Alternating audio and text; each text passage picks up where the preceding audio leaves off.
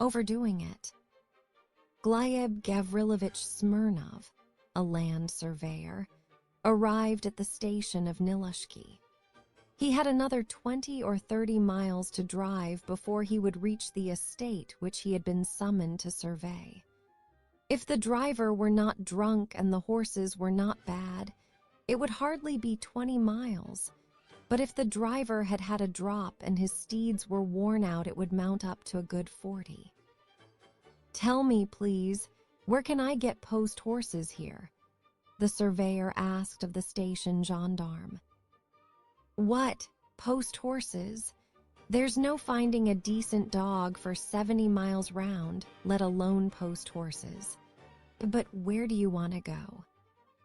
"To Divkino, General Hoatov's estate." "Well," yawned the gendarme, "go outside the station. There are sometimes peasants in the yard there. They will take passengers." The surveyor heaved a sigh and made his way out of the station. There, after prolonged inquiries, conversations, and hesitations, he found a very sturdy, sullen-looking, pock-marked peasant, wearing a tattered gray smock and bark shoes. "You have got a queer sort of cart," said the surveyor, frowning as he clambered into the cart. "There is no making out which is the back and which is the front." "What is there to make out?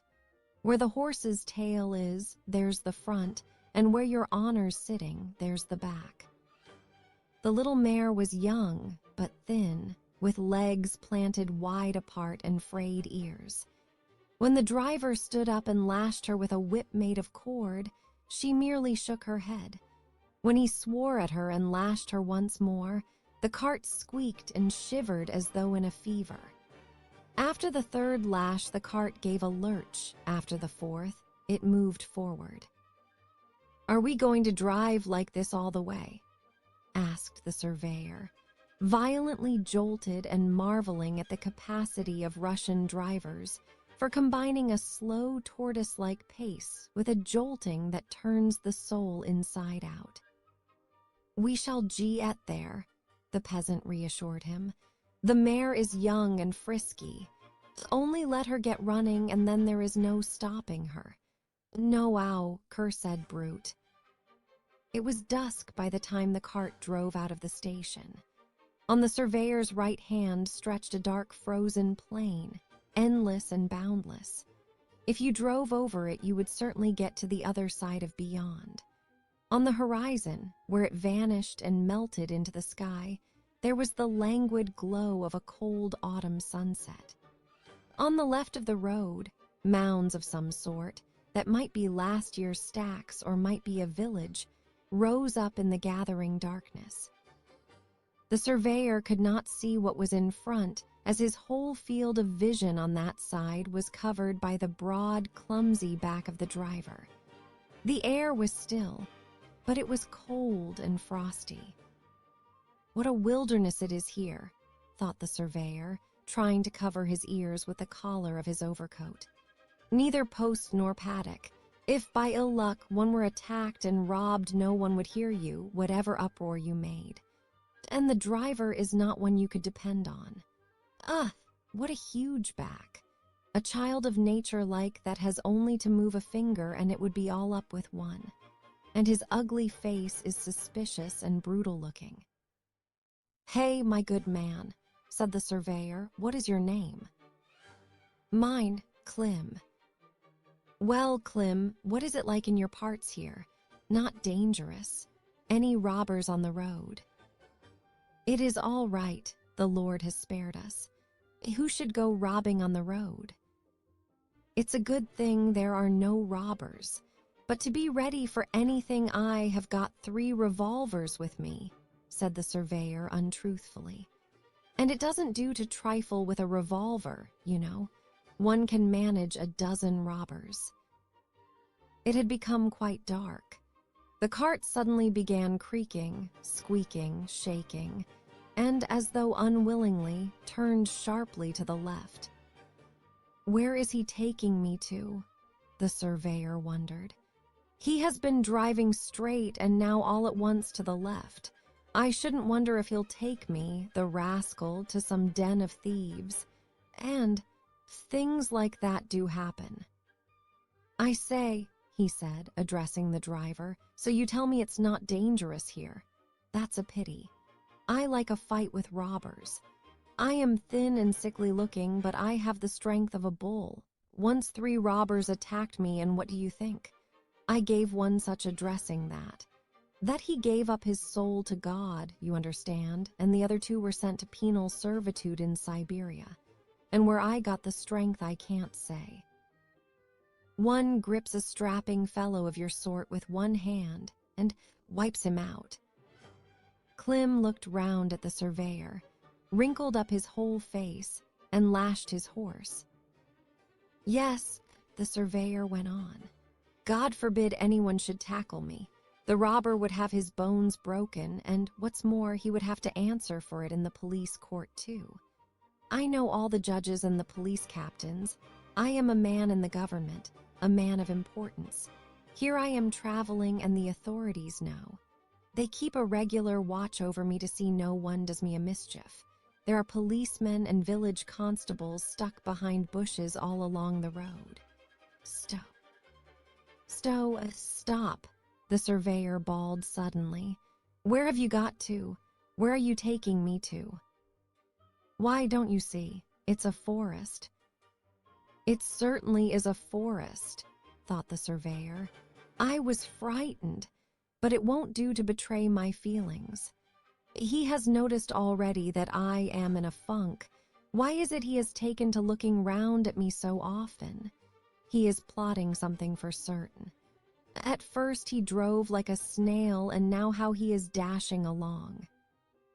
I say, Klim, why are you making the horse go like that? I am not making her go. She is racing along of herself. Once she gets into a run, there is no means of stopping her. It's no pleasure to her that her legs are like that. You are lying, my man. I see that you are lying. Only I advise you not to drive so fast. Hold your horse in a bit. Do you hear? Hold her in. What for?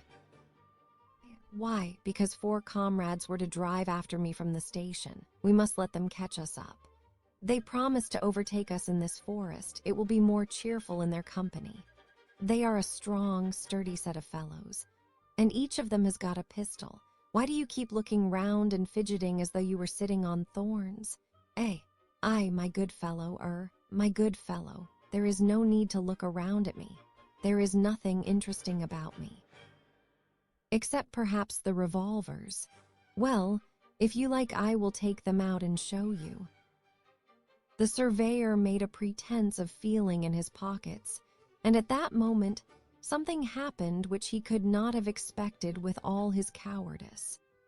Klim suddenly rolled off the cart and ran as fast as he could go into the forest. Help, he roared. Help! Take the horse and the cart, you devil, only don't take my life, help.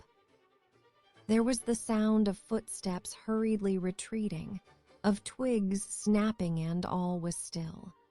The surveyor had not expected such a denouement. He first stopped the horse and then settled himself more comfortably in the cart and fell to thinking. He has run off. He was scared, the fool. Well, what's to be done now? I can't go on alone because I don't know the way. Besides, they may think I have stolen his horse. What's to be done? Klim, Klim, he cried. Klim, answered the echo. At the thought that he would have to sit through the whole night in the cold and dark forest and hear nothing but the wolves, the echo, and the snorting of the scraggy mare, the surveyor began to have twinges down his spine as though it were being rasped with a cold file. Klimushka, he shouted. Dear fellow, where are you, Klimushka? For 2 hours the surveyor shouted, and it was only after he was quite husky and had resigned himself to spending the night in the forest that a faint breeze wafted the sound of a moan to him. "Clem, is it you, dear fellow? Let us go on." "You'll moor dare me." "But I was joking, my dear man. I swear to God I was joking. As though I had revolvers. I told a lie because I was frightened. For goodness sake, let us go on. I am freezing." Clem, probably reflecting that a real robber would have vanished long ago with the horse and cart, came out of the forest and went hesitatingly up to his passenger. "Well, what were you frightened of, stupid? I was joking and you were frightened. Get in." "God be with you, sir," Clem muttered as he clambered into the cart. "If I had known, I wouldn't have taken you for 100 rubles. I almost died of fright." Clem lashed at the little mare. The cart swayed. Clem lashed once more and the cart gave a lurch. After the 4th stroke of the whip, when the cart moved forward, the surveyor hid his ears in his collar and sank into thought. The road in Clem no longer seemed dangerous to him.